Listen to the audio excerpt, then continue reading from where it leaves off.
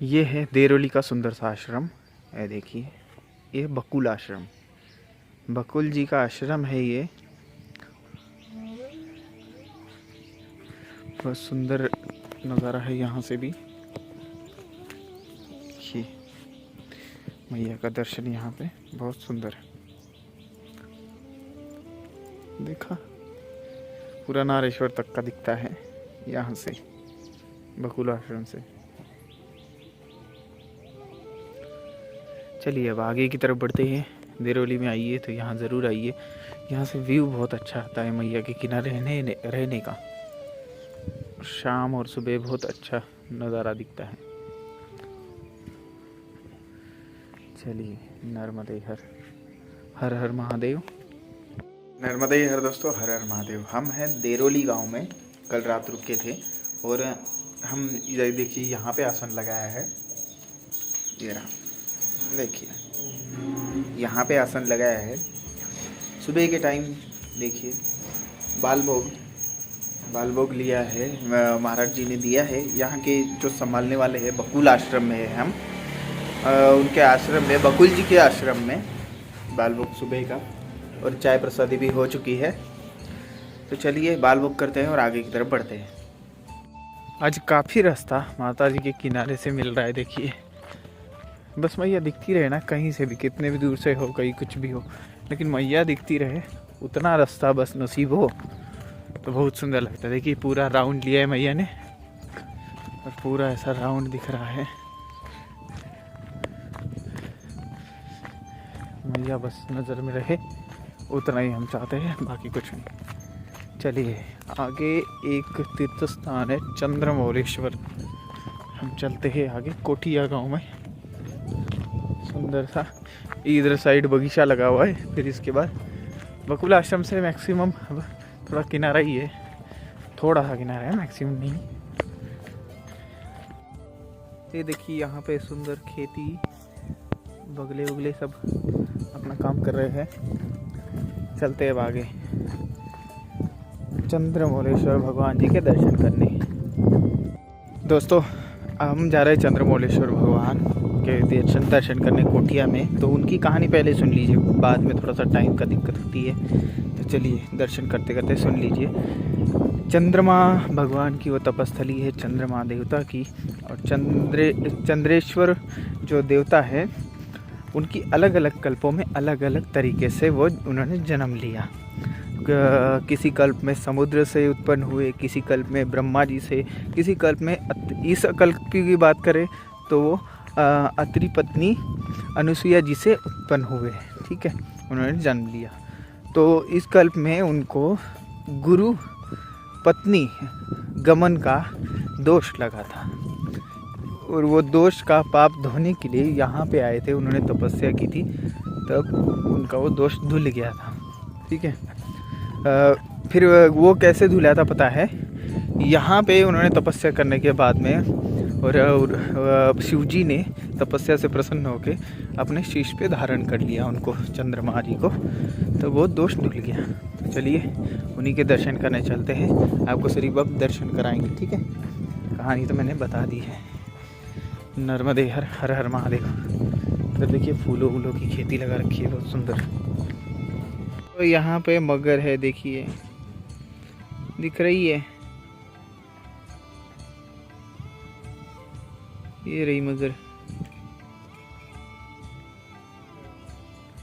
चलिए दोस्तों, यहाँ पे धुम्रक के भी दर्शन हो चुके हैं और यहाँ से ऐसे रास्ता जा रहा है, देखिए ऐसे किनारे किनारे जा रहा है। बहुत आनंद आ रहा है आज तो। मैया जी का दर्शन करते करते किनारे हम चल रहे हैं। यहाँ पे एक नया मंदिर बन चुका है, सोमेश्वर भगवान। पिछली बार बन रहा था, अब पूरा हो चुका है और स्थापना भी हो गई लगता है भगवान की। देखिए सुंदर सा मंदिर, अभी नया बना है दोस्तों ये। तो यहाँ पे कोठिया में एक सुंदर मंदिर बन चुका है, देखिए सोमेश्वर महादेव। देखिए है ना कितना सुंदर। आप भी आइए दर्शन करने सोमेश्वर महादेव जी के।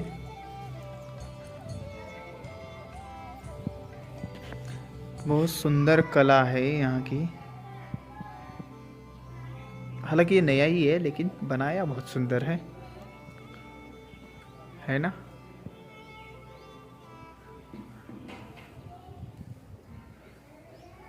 बहुत सुंदर।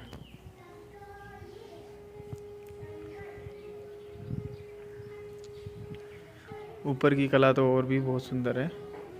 और आगे नंदी भगवान बैठे हैं, देख रहे हैं आप यहाँ पे। और उनके पीछे नर्मदा जी देख रहे हैं। वे ही कुछ और आ रहा है। बहुत सुंदर व्यू आ रहा है। नर्मदा जी के किनारे है एकदम। आपको मोबाइल से देखने में ही कितने सुंदर लग रहे होंगे, तो यहाँ पे प्रत्यक्ष रूप में कितना सुंदर लग रहा होगा, है ना। देखिए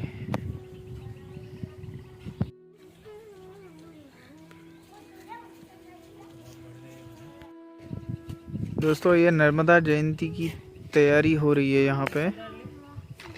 ये देखिए मंदिर, सोमनाथ जैसा मंदिर बनाया है एकदम। ये मंदिर में जैसे देख रहा हूँ ना, वैसे इसको बहुत रिसर्च करके बनाया हुआ है एकदम प्रॉपर तरीके से। देवियों की मूर्तियाँ ये सब बहुत प्रॉपर तरीके से बनाया है। और ये सोमनाथ है। हाँ, चंद्रमौलेश्वर अभी आगे है। ये आपने सोमनाथ जी के दर्शन किए हैं, चलिए आगे चंद्रमौलेश्वर जी के दर्शन करते। पहुंच चुके हैं चंद्रमौलेश्वर। आपको कोठिया में ढूंढते ढूंढते आना पड़ेगा, ठीक है, या तो पूछते पूछते। काशी विश्वनाथ, चंद्रमौलेश्वर, नर्मदेश्वर, ऐसे 3 मंदिर है इधर। दोस्तों चलिए चंद्रमौलेश्वर जी की आपको दर्शन कराते हैं। ये क्या है, ये देखिए चंद्रमौलेश्वर जी। हमने तो दर्शन कर लिए, आप कर लीजिए। ये चंद्र देवता की तपस्थली है। उनको जब दोष लगा था गुरु पत्नी गमन का। ये पहले मंदिर ऐसा बोला जाता है कि किनारे पे था, अभी नया बना के यहाँ पे स्थापित कर दिया है, क्योंकि यहाँ पे कटाव बहुत है ना भैया का, इस वजह से। चलिए बाकी दर्शन भी करते हैं अपन। यहाँ पे है काशी विश्वनाथ जी। ये देखिए, ये काशी विश्वनाथ जी बाद में स्थापन किए हुए। उसके बाद है नर्मदेश्वर भगवान। नर्मदेश्वर जी का नन्हा सा शिवलिंग है।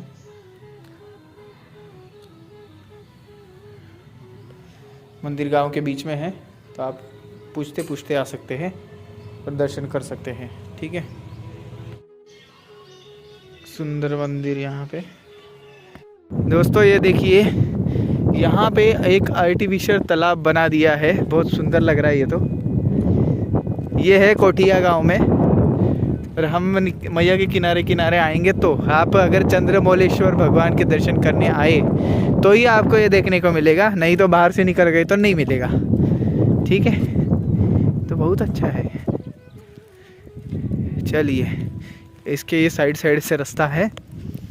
दर्शन करने जब चले जाते हैं ना आप, तो बहुत सारी नई नई चीज़ें और बहुत अद्भुत चीज़ें मिलती है। दोस्तों हम हैं कोठिया गांव में, कंबुकेश्वर महादेव जी के आप दर्शन कर रहे हैं। देखिए दोस्तों, दर्शन कर लीजिए। बहुत मुश्किल से शिवलिंग मिला था ये, ठीक है। और ये कोठिया गांव में है। आप पूछते पूछते आएंगे तो ही मिलेंगे।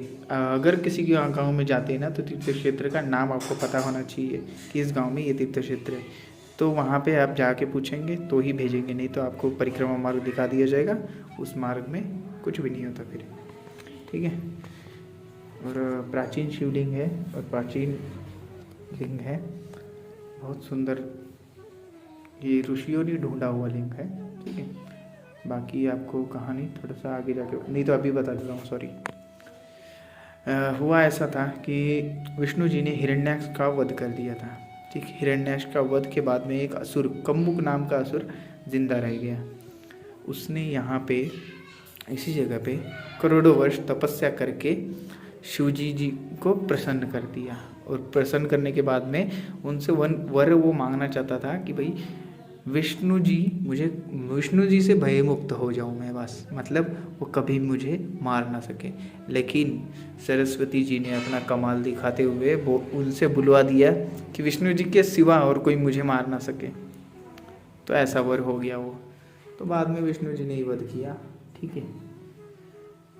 लेकिन उसने जो शिवलिंग यहाँ पे स्थापन किया था वो यही है, कंबुकेश्वर महादेव। और क्या हुआ था, ये शिवलिंग गुप्त हो चुका था उसके बाद में। लेकिन ऋषि मुनियों को ये शिवलिंग सीपियों के ढेर में मिला था, यहाँ पे सीपियों के ढेर में मिल गया। तो उन्होंने यहाँ पे फिर से स्थापन कर दिया। तब से यहाँ आज तक पूजा हो रही है कंबुकेश्वर महादेव जी की, कोठिया गांव में, ठीक है। आगे चलते हैं हम मैया जी के किनारे। आप पूछते पूछते आएंगे तो आपको दर्शन हो जाएंगे। कोठिया गांव, ठीक, नर्मदे हर। इसी मंदिर में 2 मूर्तियां हैं, गणपति जी की और माता नर्मदा जी की। ये देखिए, एक और शिवलिंग।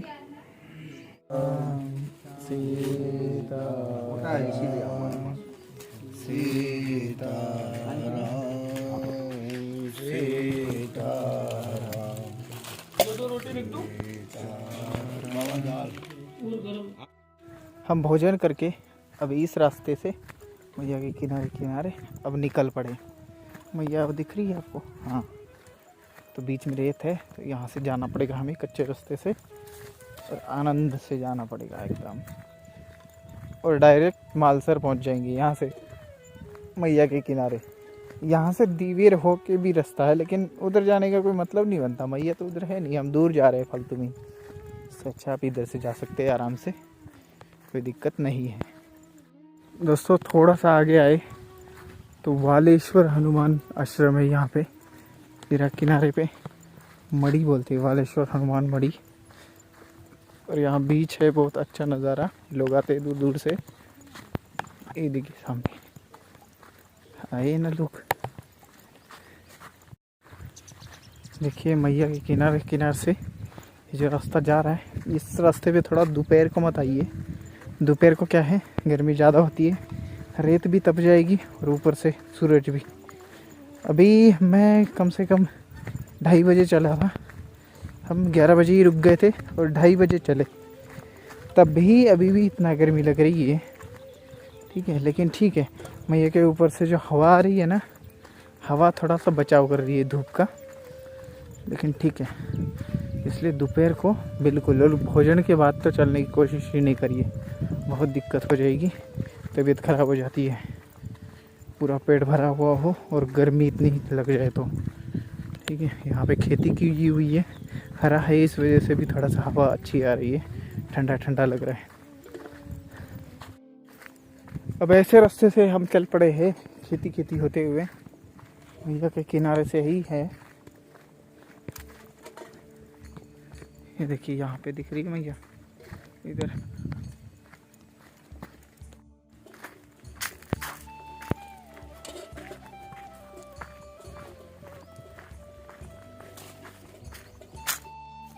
हम आगे आ चुके हैं और आगे हमें खेत दिखा, खेत में हमें मिला बथुआ। ये देखिए, ये है बथुआ, दिख रहा है कैसा दिखता है। ये मेथी उथी इसमें और खेती में उग जाता है वैसे ही, लेकिन ये बहुत काम की चीज़ है। बथुआ यूपी बिहार साइड में बहुत खाया जाता है, और ये मेथी जैसा ही ग्रीन सलाद के रूप में आप खा सकते हैं वैसे भी, और सब्जी करके खा सकते हैं। इसमें B2, B5 और B12 पाया जाता है।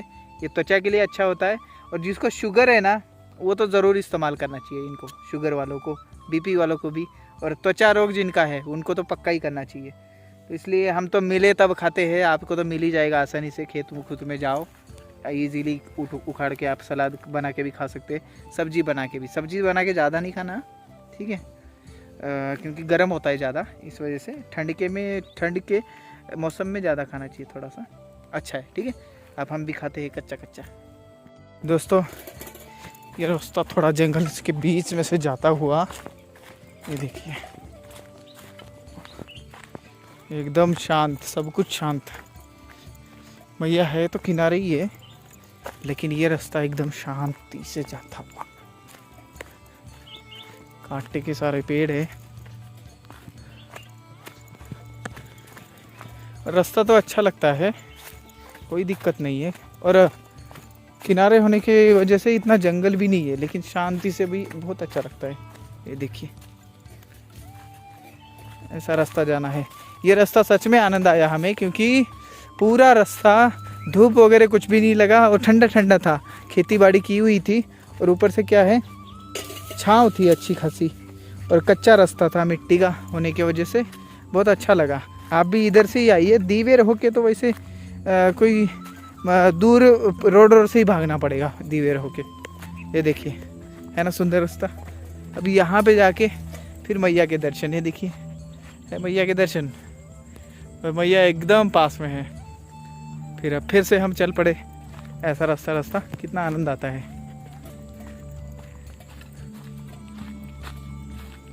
देखिए यहाँ से बहुत अद्भुत नज़ारा है मैया का, एकदम यहाँ पे है मैया यहाँ पे, और हम जा रहे किनारे किनारे।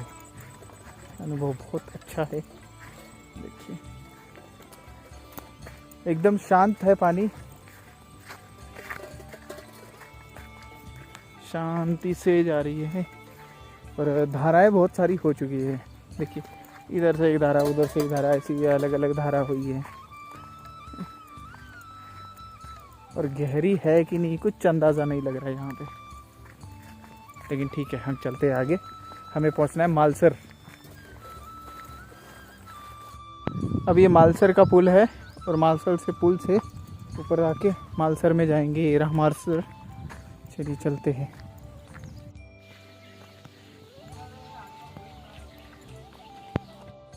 नर्मदे हर दोस्तों, अब हम आए हैं पांडुकेश्वर तीर्थ।